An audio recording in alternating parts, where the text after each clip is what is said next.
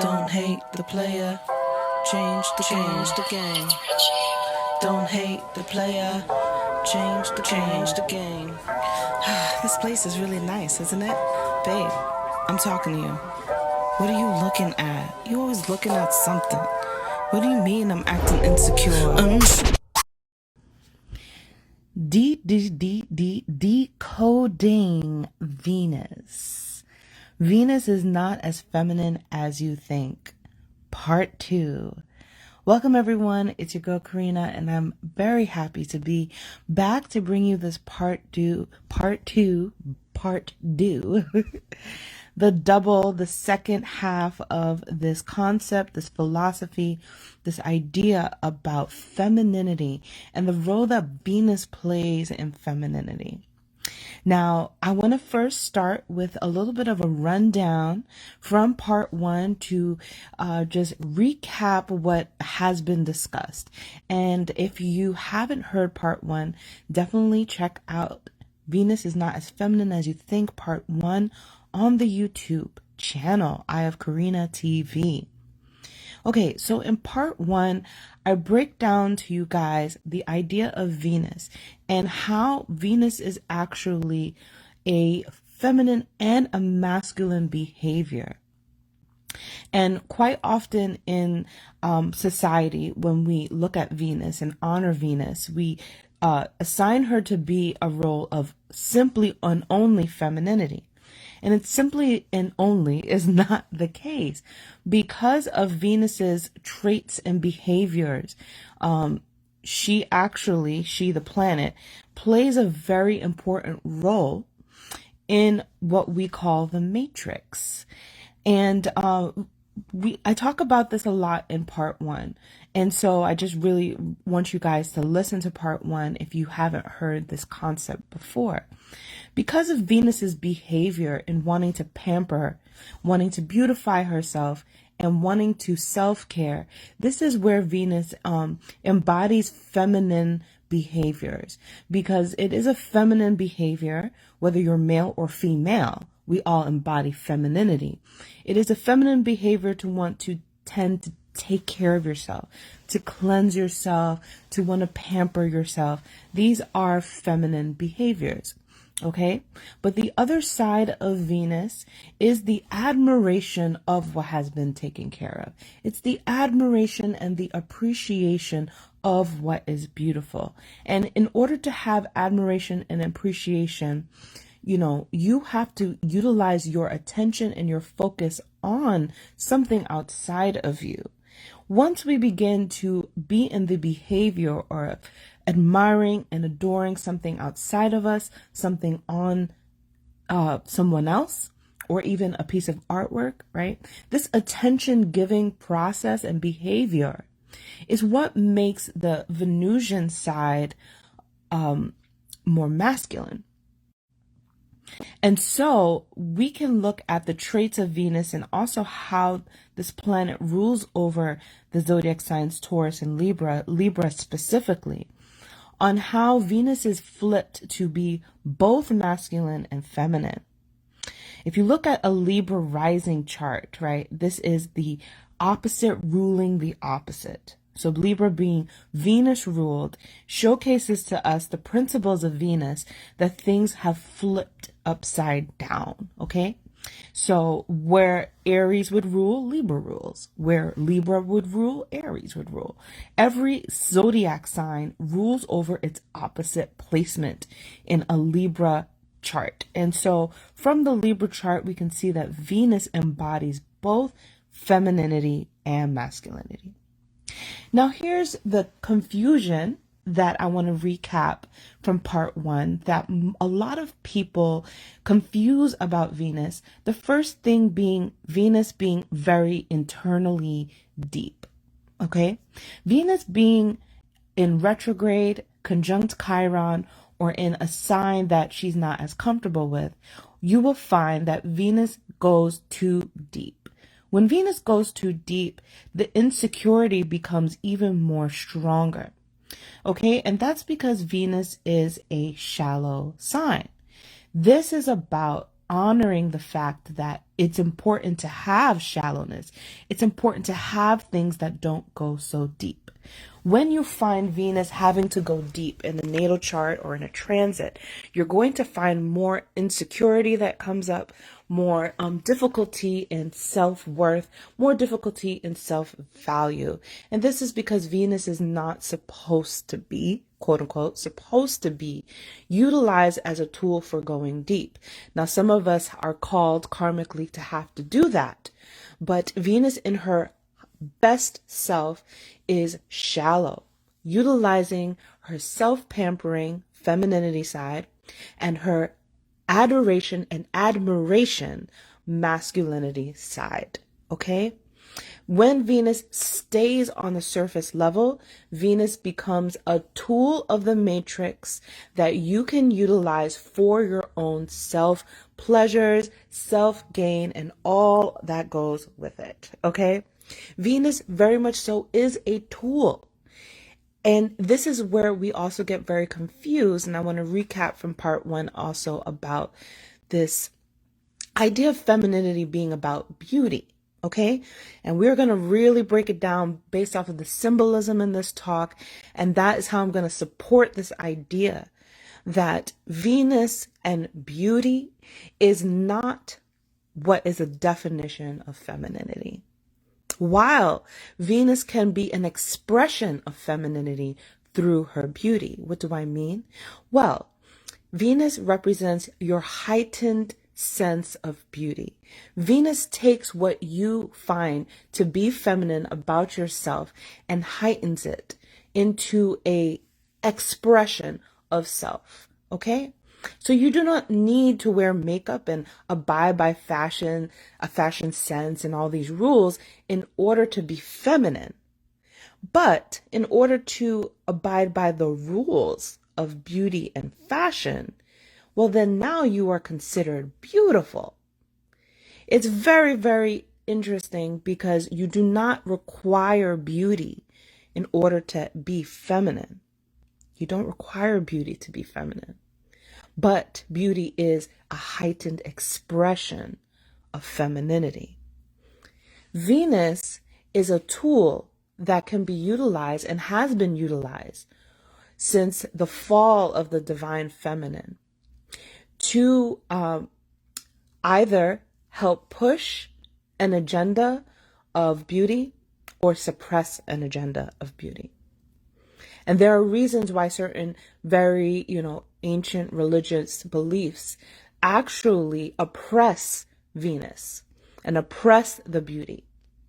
Because Venus's power is almost, hold on, because this might actually offend some people. Venus's power is almost more perfect than the womb.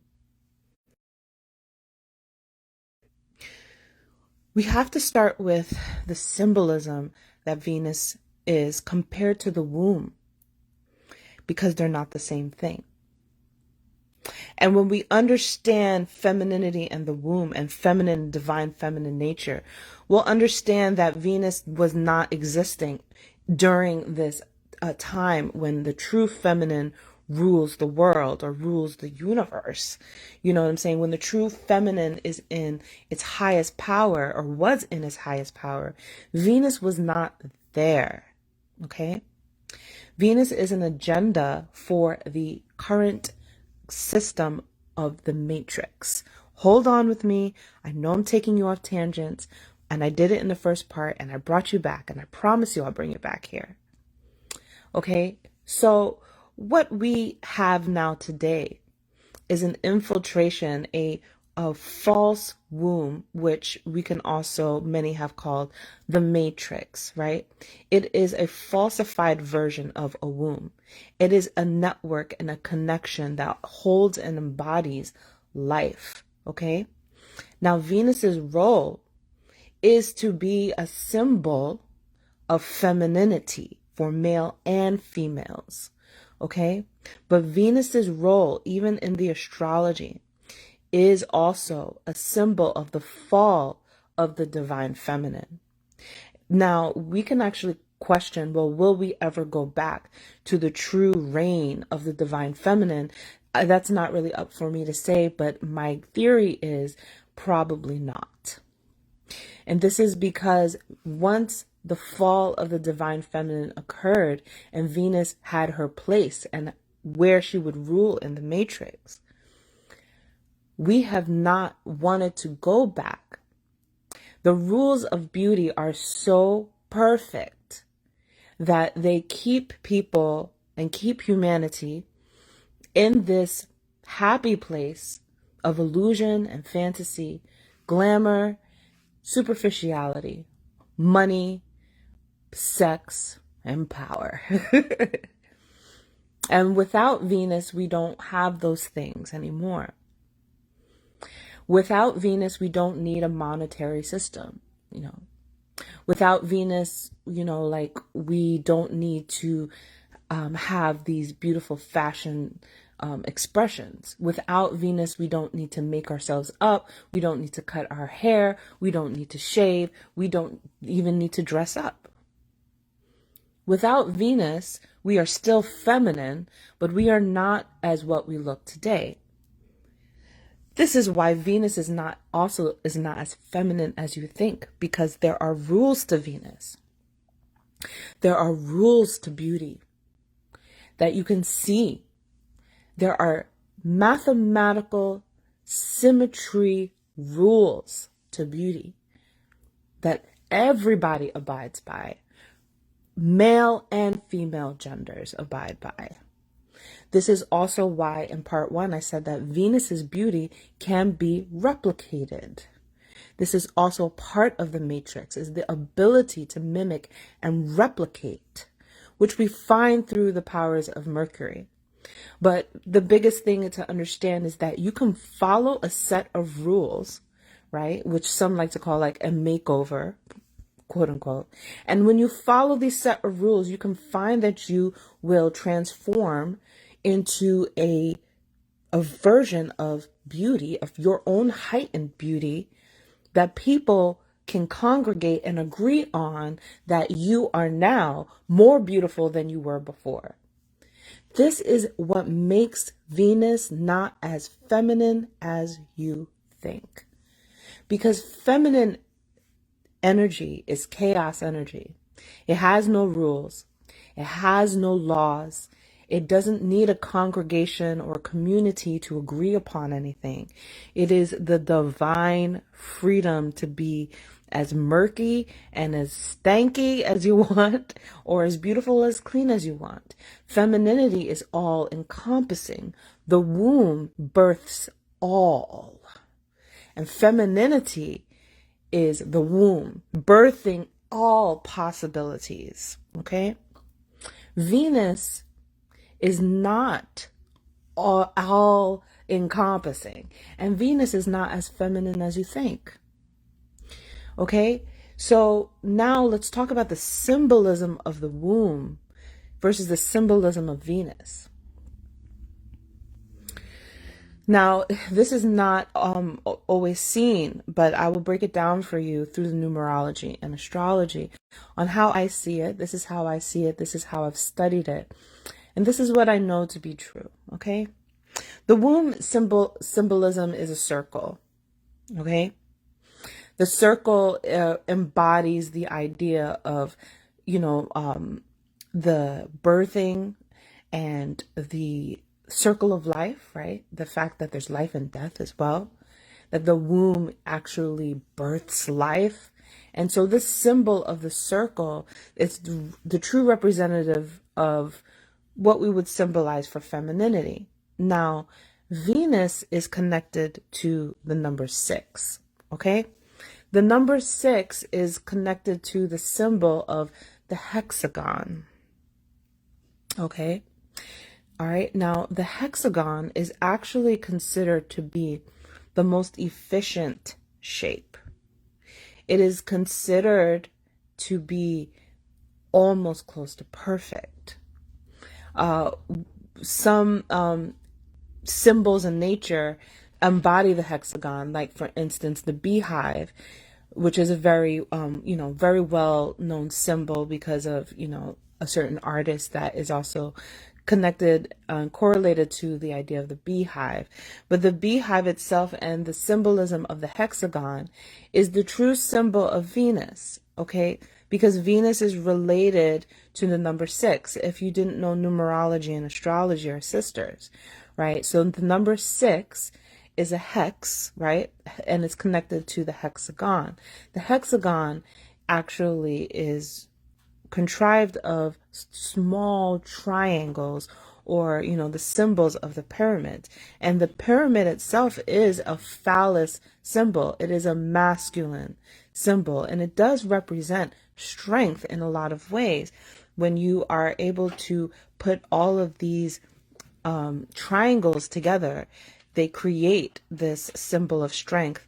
That is the efficiency of the hexagon. And you can look it up. The hexagon is the most efficient shape. It is almost perfect. And it actually is slightly more perfect than the circle in the measurement of efficiency. This is not something that I created. This is something that scientists have studied and have, put out there, that the hexagon is probably the most perfect shape. Okay. So when we look at Venus's connection to the symbol of the hexagon, we can clearly see that Venus is not connected as much to the circle as she is to the hexagon, right? So Venus is trying to become a perfected version of femininity. Venus is trying to become a heightened version of what is divine feminine. So it is about being a part of this new matrix, this falsified womb that we live in, right? That we have to integrate masculine and feminine energy. And Venus is that integration. Venus is a tool that you can use in order to acquire the idea of perfection. And through the rules of beauty and symmetry and mathematics, you have your own personal Venus in your chart that is a formula to get you to that place of perfection.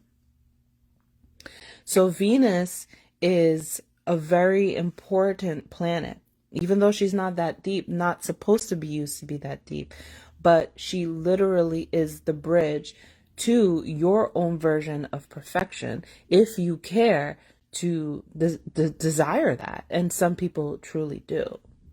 Some people really want to have that, especially if you have strong Venus in your chart, strong Taurus, and especially if you have strong Libra in your chart. Okay? Libra is the gatekeeper to understanding Venus and the story of Venus, because Libra rules the descendant line in astrology, the descendant line. Now, when we look at the actual astrology, we can understand that the descendant line has a lot of meaning, but it also is connected to the story of the fall of the divine feminine. Okay, because the descendant line is the actual fall, what we call, the autumn season. It represents that time, right? When things, we've come out of spring, we've come out of summer, and now we're changing. So the planetary ruler Venus ruling over Libra, the sign of the changing season, okay? The sign of the fall. And Venus represents and is symbolized and is a tool and is a part of the story of the fall. But the fall of what? What is Venus representing when we really say the fall? And when we go all the way back to the origin stories, the stories in the Bible, the fallen angels, the fallen angels. Venus is very much so tied to Lucifer, the fallen angel. And Libra also represents that because, like I said in the beginning, Libra's chart is flipped. Everything rules its opposite. It is the complete story of the fall. Libra is tied not just to the fall of the leaves and the changing of the leaves, but the fall of the divine feminine into what we know today as the matrix. Okay? This is why certain Libra energy is very much so omitting, like expressing a version of her own masculinity because the opposite is ruling over the opposite.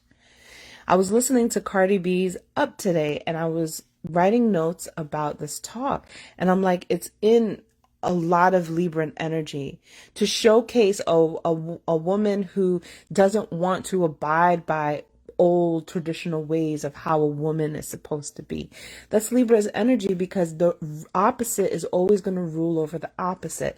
Libra is always going to flip you over.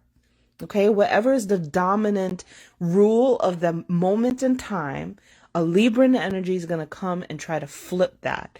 Why? Because Libra represents the fall. And Libra is ruled by Venus, Lucifer.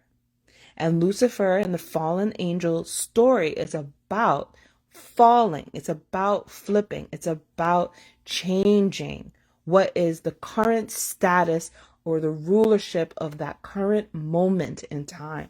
And so Venus is a very important planet, and it actually embodies both femininity and masculinity. But what it also embodies is the concept of falling, flipping, and changing the rules. This is also what makes Venus very masculine, in the fact that it is masculine energy that needs rules, right?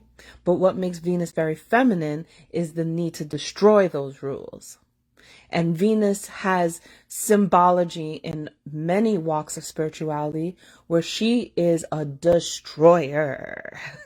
She's a destroyer. Okay?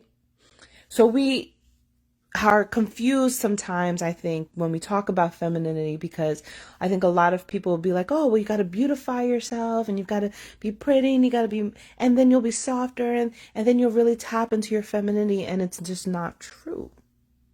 It's just not true. That's not how you tap into your femininity. Your femininity is already there within you, within all of us.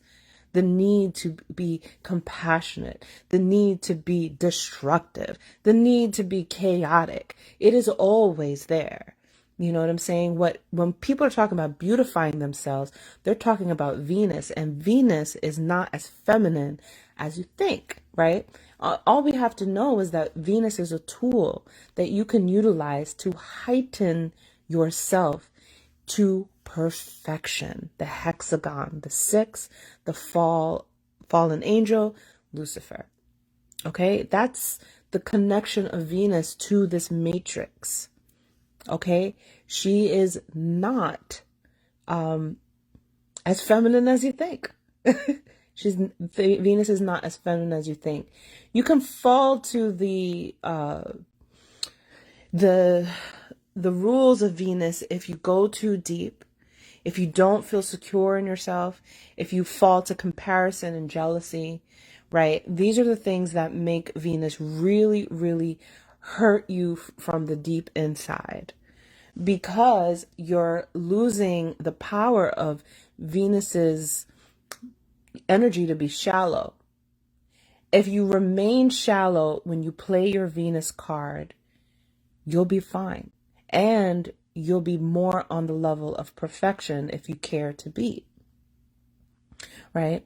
Now, if you want to tap into your femininity, well, you want to destroy perfection. Because femininity is a creator and a destroyer at the same time. You can create brand new ways of being, brand new behaviors of pampering yourself, of beautifying yourself, right? But the true energy of Venus is not necessarily to be destroyer or destructive upon you, which also may be why this matrix likes the hexagon more than the circle. because the circle will threaten the destruction of it all and not blink an eye or look back. The womb, right, will threaten destruction if it feels that it needs to be there. Venus doesn't necessarily threaten for destruction. There's symbology of Venus that, people will say that Venus is, a destroyer. But that's really the feminine aspect of all spirituality as a destroyer. Venus is not meant to be utilized as a destroyer.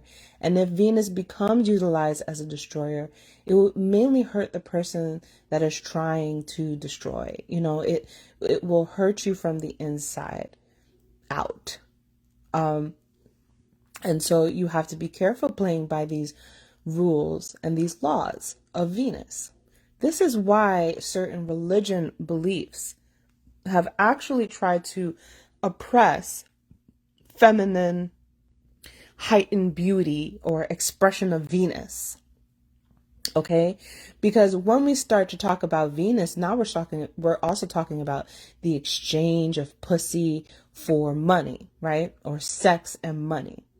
We're also talking about money, the need for greed, the need for material things, the need for, using your beauty power, your sexual power to manipulate and shift things. That's Venus's energy. And I think that a lot of religions have tried to oppress that, because if a human being would understand how powerful they are and the tool that Venus is for them, well, now they could, basically not be, a sheep, or not have to be a follower of some religious doctrine. They can't be controlled as much. And that's also what's powerful about Venus, is that she heightens femininity. So she makes you even more freer if you want it to be, if that is what your idea of perfection is. Basically, whatever your glamour life and illusion of that glamour life would be, Venus wants to give it to you. And religion, a lot of religious beliefs want to control people so that, they stay in a certain place, that they stay in a certain mindset. And if everyone had sexual freedom and freedom of beauty and freedom of manipulation through their beauty, then that is very scary to the powers that be, that may want to keep you, in this kind of herd mentality. So I think that that's my theory on why a lot of religion has oppressed Venus, and why Lucifer and the story of Lucifer, which is the story of Venus, right, is so villainized. Because if you were to embody your Venus and your Lucifer the way that, you could, right, with all of the freedom to do so, then you can't be controlled anymore, because now you recognize your own internal power to utilize the planets like they're your, superpower tools. Basically, if you are free sexually, then no one can control you. And that is probably a very scary thing to somebody who does want to control you. So that was a little bit of a tangent, but the idea here is that Venus is the connected to the symbol of the hexagon, compared to the feminine symbol of the womb, which is the circle. So Venus is trying to be even better than the circle. If the story is that the divine feminine fell, right? Well, Venus is the use of that pain, that trauma, and alchemizing it to be a survivor in the current times that we're in, basically. Venus is basically trying to warrior herself, use her beauty as warrior energy against her oppressors. That's why makeup in a lot of ways can be seen as war paint. Your body, your physical body, and the use of your sexual energy could be seen as a warrior energy. Like twerking could be seen as like a warrior energy because you're violently, in a lot of ways, using your body to express yourself sexually.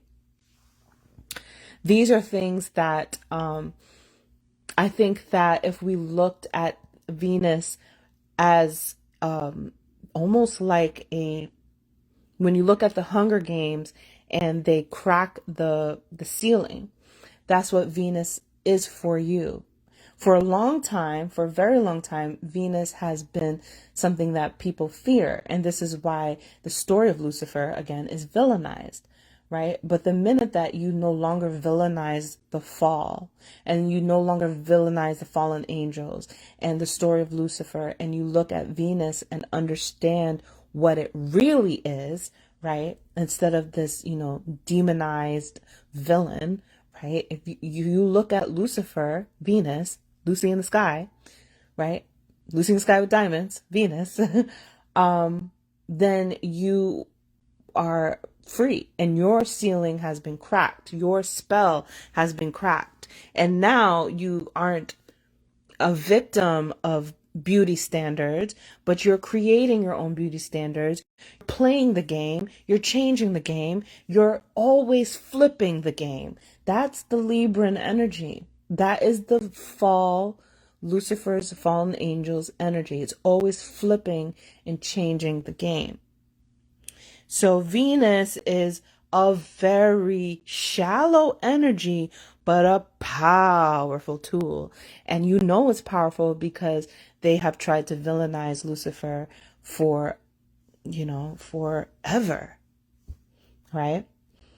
It's almost as if, okay, if we created this matrix to control humanity and we wanted Venus to play a certain role in that, Venus said, you're not going to use me against them. Because she's still connected to femininity. She's still connected to the divine. She's connected to the divine mother, but what she did was transform herself into the hexagon. She's still connected to the circle, but what she did was she alchemized the pain to the hexagon. And that's what we do in our creative and feminine energy, right? We alchemize our pain and create beautiful things. That's Venus. That's Venus, right? So when we understand that power, now we don't have to suffer from these feelings of, I'm not beautiful enough. I'm not good enough. I'm not valuable enough. I'm not worthy enough. These are almost illusionary, trash mentalities that because people have used Venus to control you. The minute that you are not being controlled by Venus, you're no longer inadequate. Now you're on your way to perfection because you have the power to alchemize pain into beauty. You have the power to alchemize anything that feels like a fallen moment into something that can be appreciated and adored. Okay, so Venus is a very important planet, and this talk, I hope, makes some kind of sense. Definitely listen to part 1 because that's really the one that I think people really enjoyed. This part 2 is for me to really just dive into the layers of what these symbols and these stories have meant for, centuries, that have been passed down, but, converted and convoluted to keep people in this place where they're always in fear, right? Because when I say the word Lucifer, people are in fear because of, what the correlation and the story behind it. But if you really understood what Lucifer meant, and that Lucifer is Venus, and that Venus is the number 6, and the number 6 is the hexagon, and hexagon is the most efficient shape ever, then you might understand that there's all been a lie, and Venus is here to help you through this. It's here to help you us through this matrix, right? So plug in. right? And when you plug in, you can use your Venus. Go to your chart and look at how Venus is working in your chart. Remember the rules of Venus. So because she is not as feminine as you think, she is actually a lot masculine as well and has rules to it. And if you play by the rules of your Venus, right, you don't have to suffer from inadequacy anymore. In fact, you may never have to suffer from poverty ever again. This is how serious I feel like this talk is. So, thank you guys for tuning in. Thank you for being a support. I know that this second half was probably a little out there for some of you guys. You may, if you feel compelled to listen to it again, in a different setting, grab a tea or, favorite wine or something and listen to it again. And leave me some comments if you have some questions, if you want me to elaborate, if you want me to clarify, or if you want to even debate me. Please, let's have a conversation about this, because this is hardcore astrology, in my opinion. It's really looking at the origin of it all and understanding even how astrology can oppress you if you don't understand what we're actually working with, right? So thank you so much for the love, for the support. I love you all, and I'll see you guys in the next live. Unsure of what the next move is. I'm out of here. Call the waitress. Bring the chat. Fuck the movies. Yeah. Call me unpredictable, but your kind of love is fictional. When I first met you, I should have simply told myself,